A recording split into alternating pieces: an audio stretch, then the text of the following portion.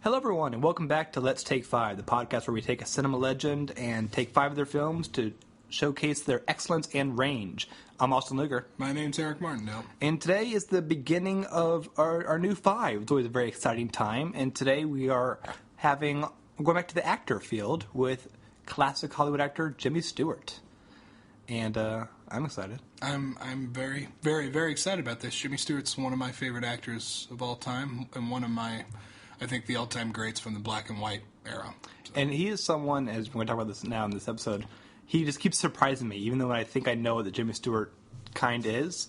And I think we have a good set of films coming up. Today we're going to be reviewing The Philadelphia Story, then It's a Wonderful Life, Winchester 73, Harvey, and then wrap it up with Vertigo. But today we have The Philadelphia Story.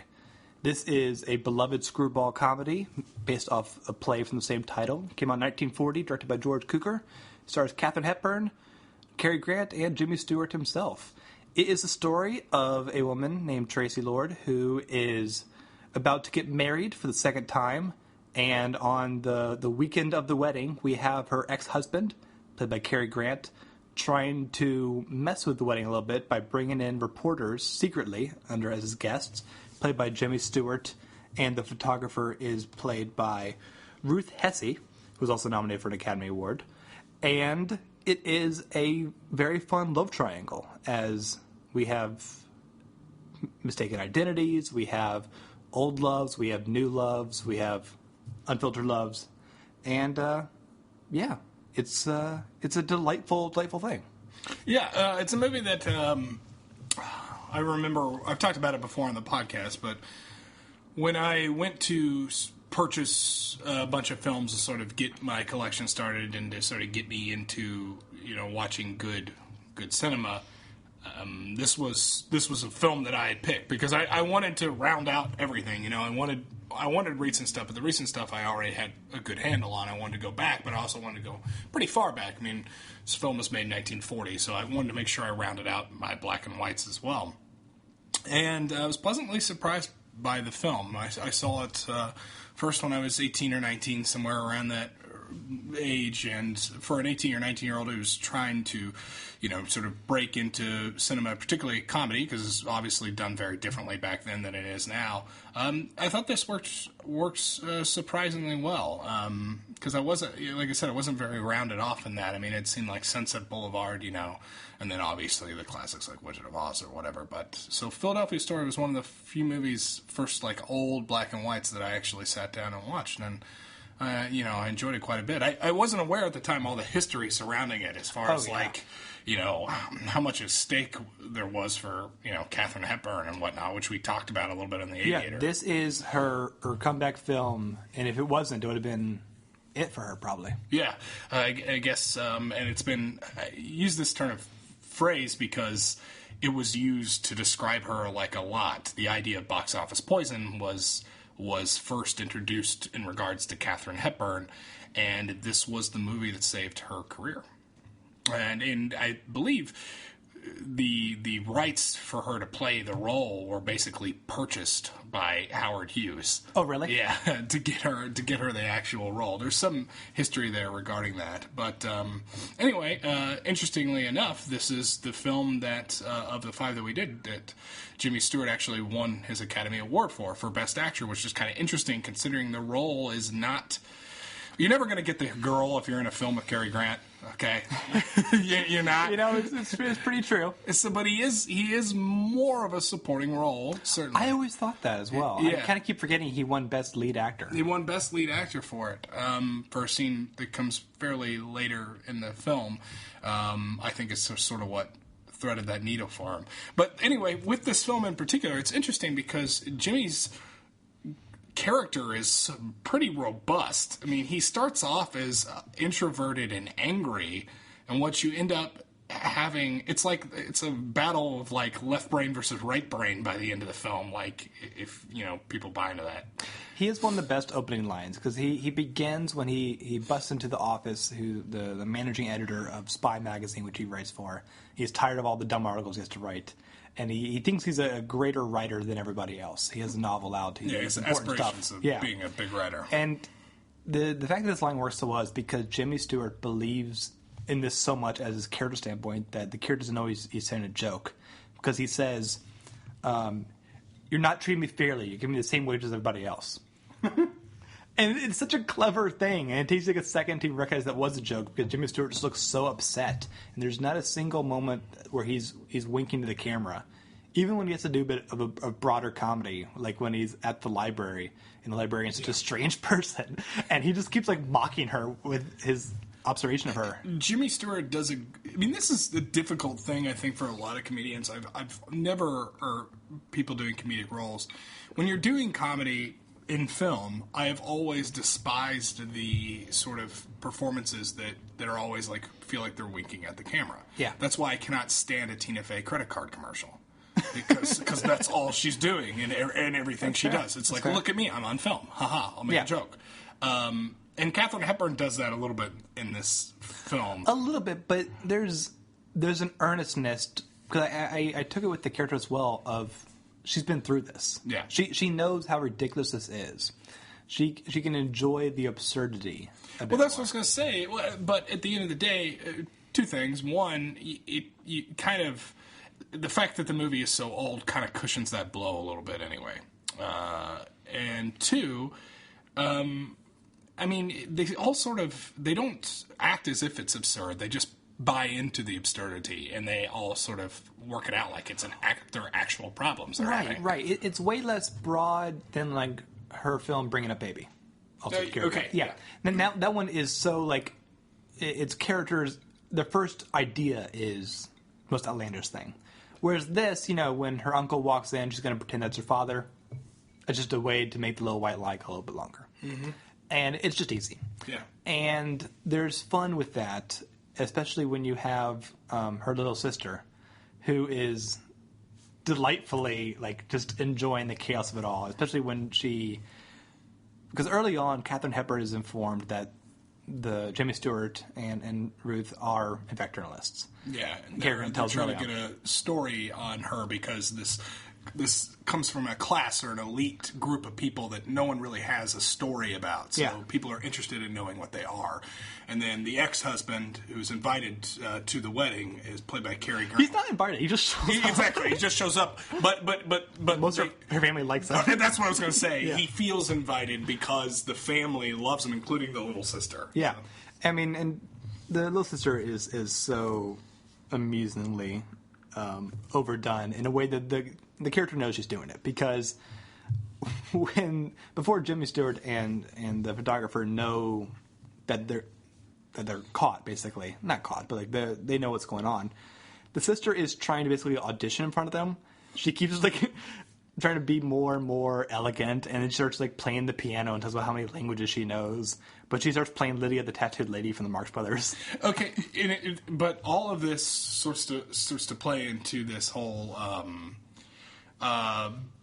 deeper thing going on. Yeah, it's comedy, but there is an acknowledgement of social classes. Oh, absolutely. Within the context of the film, and how even the way people look at Tracy's character. They call her a goddess. They call her a queen. And the new guy that she is now marrying is now trying to elevate his social stature as well. And you have Jimmy Stewart's character, Macaulay, who is sort of the critique on it. Right. He is very... Yeah, you're right. He's very critical about it, and that's where a lot of his anger comes from. His anger comes from all sorts of directions, but this doesn't feel like fun to him. No. The idea of a puff piece about this just seems ridiculous, because none of this is right. Right. And he wrote a book that is revealed, and it's very much about the common man. It really kind of teaches something personal and quiet, not about the elite society. And it's funny, throughout the film, both Katharine Hepburn and Cary Grant end up reading the book, which is delightful. And it kept being unexpected. And I like that with the class distinction, there is never a real belittlement from the rich downward, but there is still a critique all around. No, there isn't a belittlement. If anything, it almost kind of goes the other way. Yeah.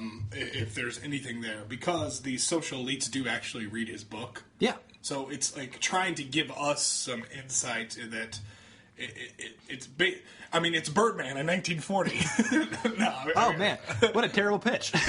No, I'm kidding. I don't see that film. But the idea is, but the idea is to sort of somehow they're not. There's more to them. They're more well-rounded than just rich people. Right. Like that's sort of the idea, and I think that's part of what ended the marriage between C.K. Descarhaven and her too, is because other than the fact that he, beat her up and he was an alcoholic. Okay, so he definitely drank. This is a film that came out in 1940.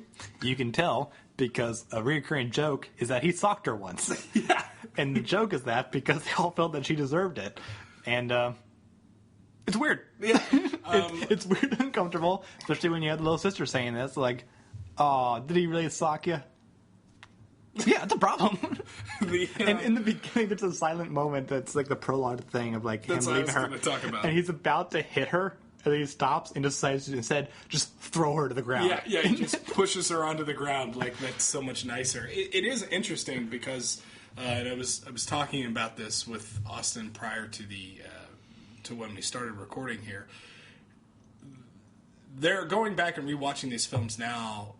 I don't know if it has more to do with the fact I've gotten older or has more to do with just the general zeitgeist of the times we live in. Probably a bit of both. Yeah, because this is stuff I didn't think about when I first saw the film. Me either. And then, but this stood out to me, yeah, obviously, that he's a drinker and that he abused her, and it's all sort of swept under the rug as two things. Either one, well, that's just the way things are, or two, it's funny. It's played off as funny. Yeah, there's that, and at least the alcoholism, there is a sense of redemption going on. Yes. Because then drank throughout the film. He stopped drinking. Yes. And, well, actually, I'm a big fan of Cary Grant as well. This is just, a trifecta of wonderful actors, and many more on the sidelines as well.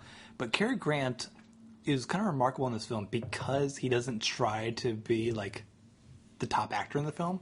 He is so quiet and subdued. Yeah, he takes a pass on it. And it's kind of amazing because in that you really do see humility of the shame he did when he was there a year ago, basically. But also you also get a real sense of true love to her. Like there's a reason he's putting himself through this for her. Yeah. And that's really interesting compared to Jimmy Stewart's character, who starts to really have affection for Tracy. And he's doing it almost out of surprise. Like it's a surprise of education. His eyes are opening more about who she is, who her family is, what's going on, and having a connection where he didn't think he was going to have a connection. And Jimmy Stewart so brilliantly portrays that from a moment of, like, he's still angry and annoyed at everybody, but, like, he's now confused about why he's angry and annoyed, but he's not going to stop being angry and annoyed. Well, he can't. He's confused because he's trying to put a label or a finger on this type of society, and it's not as cut and dry as he thought it was. Yeah.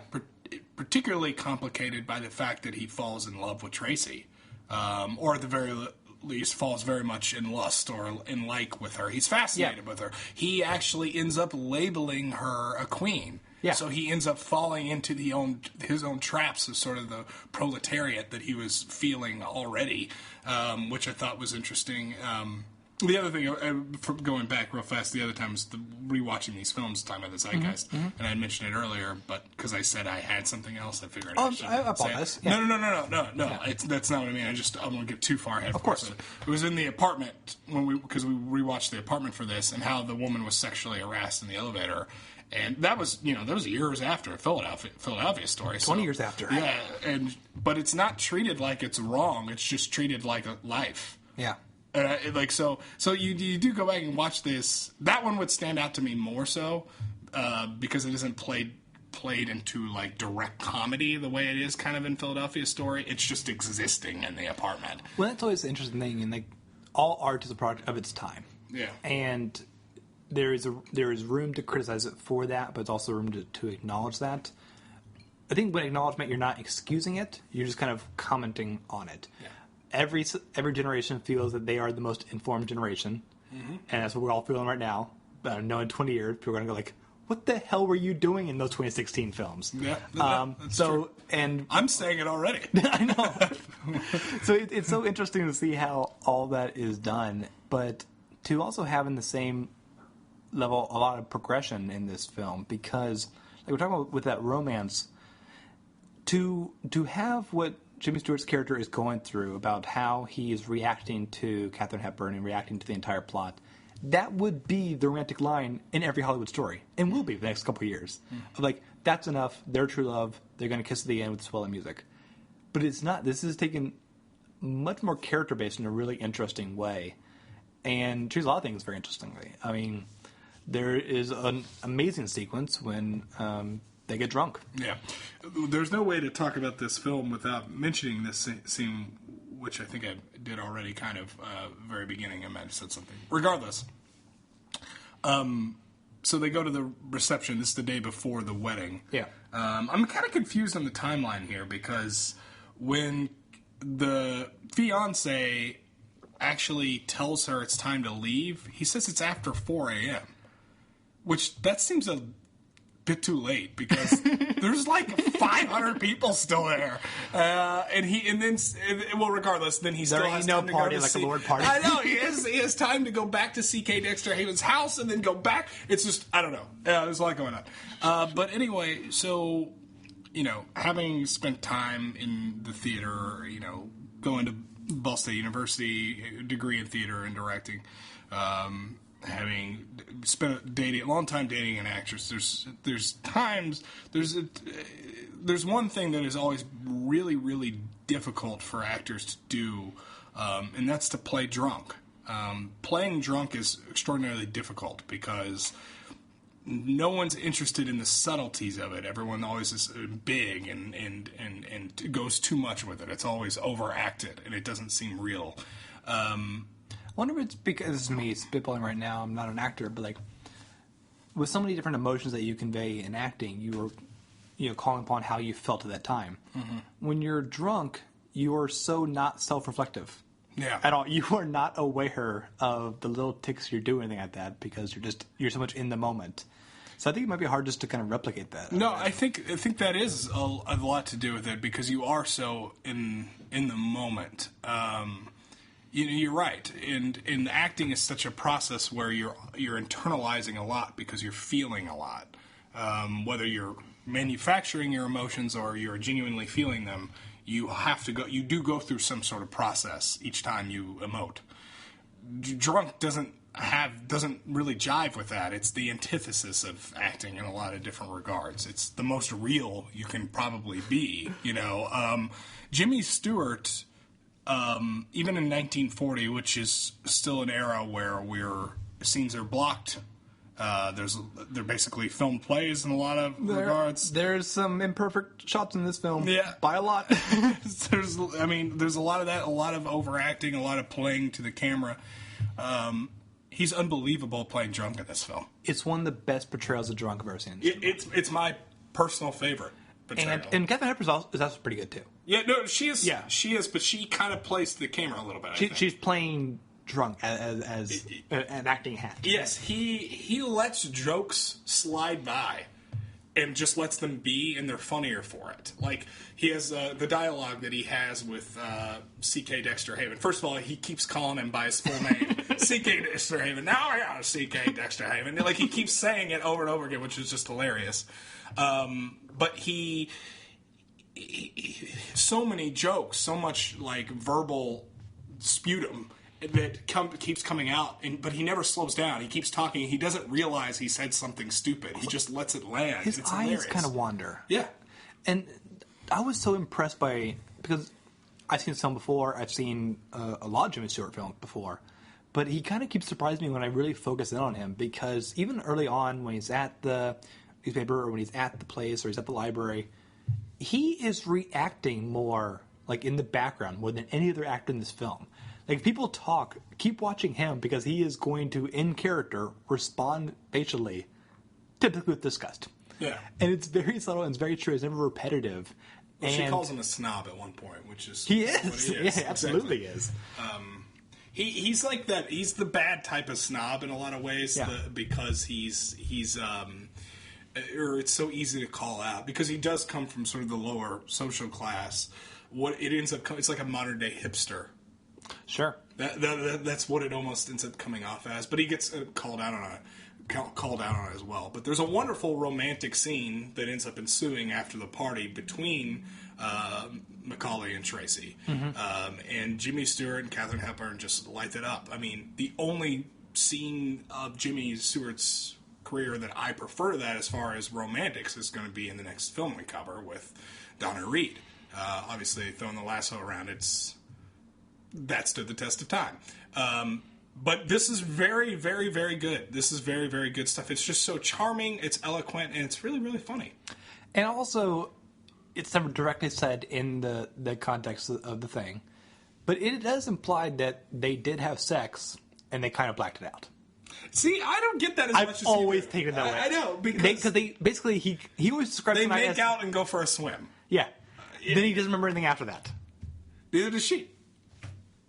Okay, that didn't work on a podcast, but just shrugged and looked at him. See, here's the reason why I've always struggled with this possibility is because basically in the next frame she ends up going to get married to the other guy.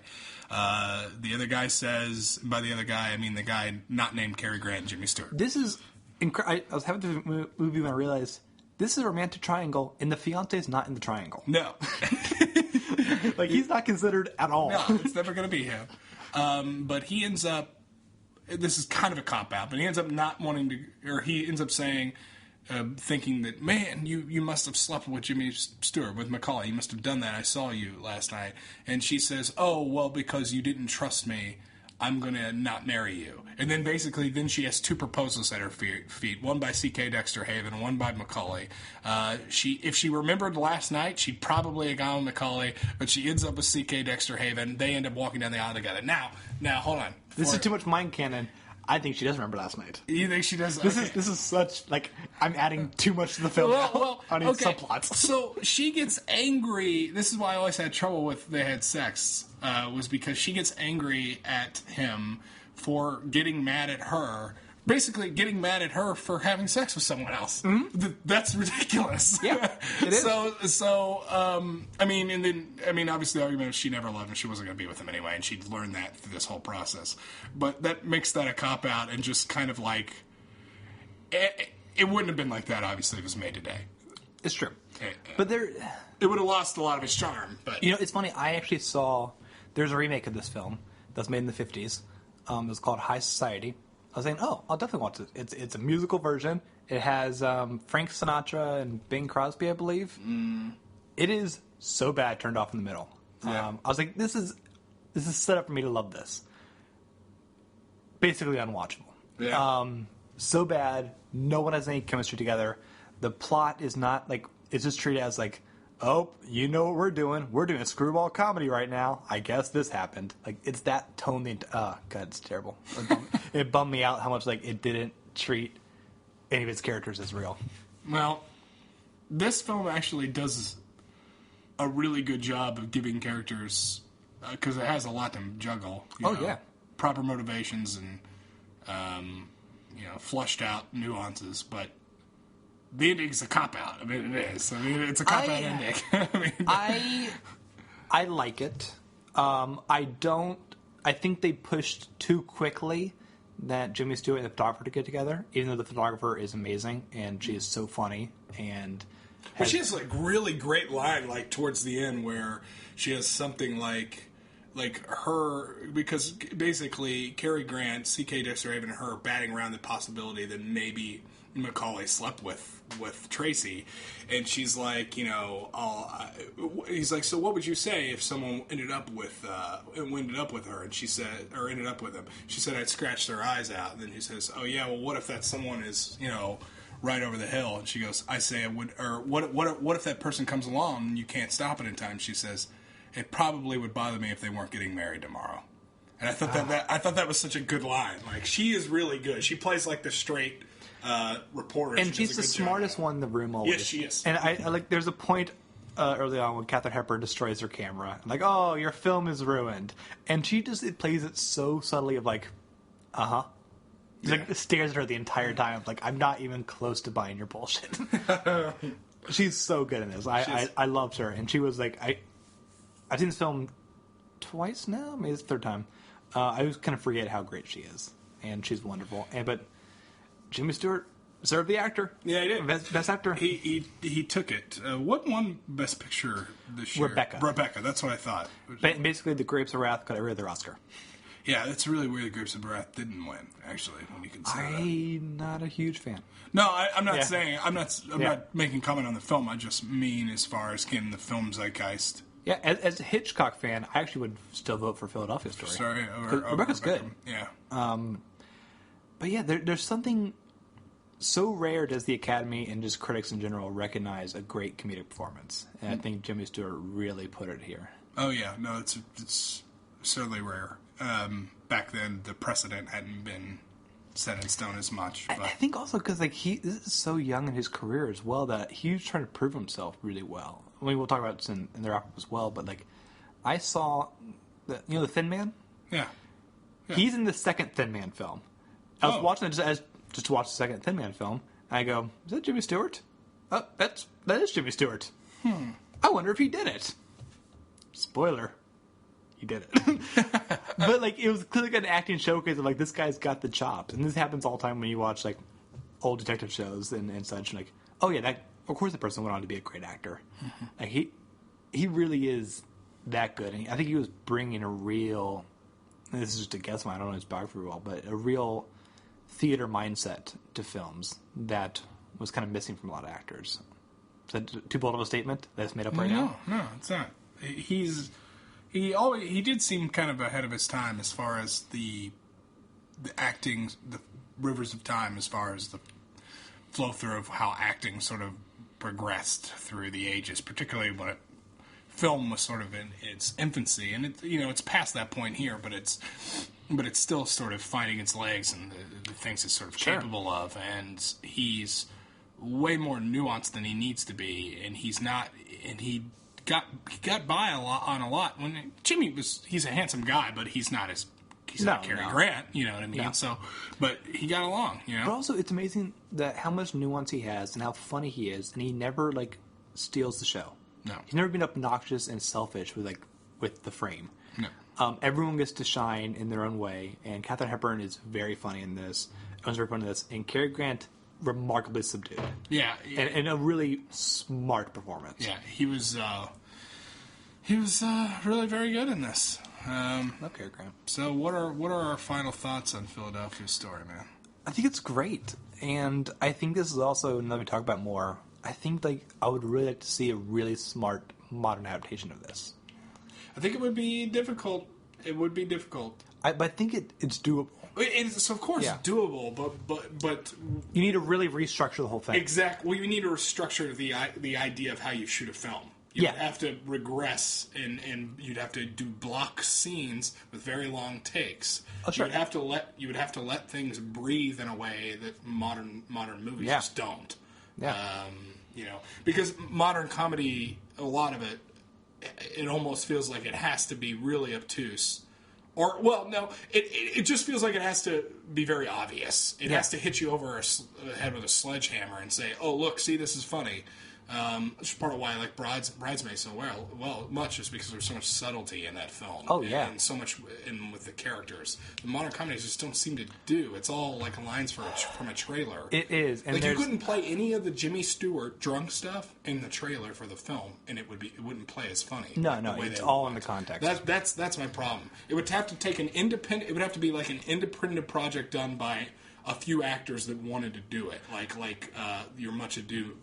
Joss Whedon people. Well, I was just, my personal actually in my mind was there was an incredible YouTube series called The Lizzie Bennet Diaries, which turned Pride and Prejudice into a series of vlogs. And that, on paper, sounds horrible and unwatchable. And yet, the story plays out so, and the acting is so good in that, and the writing is so sharp, that it took the spine of that story and really put it in a modern setting and adapted where it needed to, and it's actually a really worthy adaptation. I think this film could do that. I think someone smart could make a 2016 Philadelphia Story that would be really interesting. Well, I'd see it. It's a great movie. It's one of those movies you have to see before you die. It's on our list. Yeah, I mean, is that your transition? No, it did. I realized it was going to be a segue after I said it. I didn't mean for it to be. But, that's okay. So yeah, I'll take us out of here. Awesome. Where can they find you? Well, we also do another podcast on theartimmortal.com called The Immortals, where every week myself and 4 others, we review one of the 1001 movies, albums, food, songs, children's books, and TV shows you must consume before you die. And it's a lot of fun. Philadelphia Story is on the list. We have not covered it yet, but we will sometime in the next 19 years. Don't worry, keep waiting. But we actually had a bit of a scheduling difference. So we took a week off, which means these little outros were off. This week, yesterday, we covered Romper Stomper and the TV show Prisoners of War, and I can now report back that don't watch Romper Stomper, and Prisoners of War is incredible. It's on Hulu. That's it. Okay. If you want to write to us, you can leave a comment on theartimmortal.com, or you can hit us up on Twitter, tweet us at TheImmortalsPod, or you can email us at letstake5 at theartimmortal.com. If you want to reach out to me, you can check me out on my YouTube channel. It's Constant Diversion. Just type that in. I should have a Last of Us video out fairly shortly. It's going to be long. It's going to push 25, 30 minutes. So yeah, it's just taking a while to edit and cut together. But that should be out before too long. And that's about it. Yep. All right. Until next time, what should they do? They should get excited. What do I say? I don't know. Oh, God. I should have pitched it to you. Oh, my God. Yeah. We'll catch you all next week, everyone. Yeah. We'll catch you next time. Bye, everyone. Bye-bye. What's this? What's it, my book? Yes? Seek here, Dexter Haven, you have unsuspected depth. Oh, thanks, old chap. But have you read it? Well, I was trying to stop drinking. I read anything. And did you stop drinking? Yes. Your book didn't do it, though. Are you still in love with her? Or perhaps you consider that a very personal question. Not at all. Liz thinks you are. Liz thinks you are. But, of course, women like to romanticize about things. Yes, they do, don't they? Yes, they do, don't they?